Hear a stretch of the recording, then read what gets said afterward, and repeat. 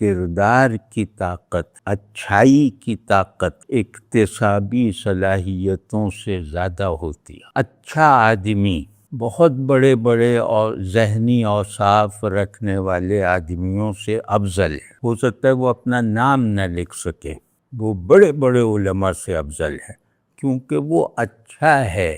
مطلب یہ کہ وہ حق سے ہلتا نہیں، خیر سے منہ نہیں چراتا، اور اندر ایک اللہ تعالیٰ نے اسے خوبصورتی کے مسلسل تجربے میں سرشار رکھا ہوا ہے۔ آپ کیا سمجھتے ہیں جو عام آدمی ہوتے ہیں، جن کو وہ علم وغیرہ کیا کچھ بھی نہیں، وہ بیچارے عام سے لوگ ہوتے ہیں، ان سے زیادہ سکینت، ان سے زیادہ اطمینان، ان سے زیادہ خوشی یہ بڑے بڑے مشہور لوگوں کو نصیب نہیں ہوتی۔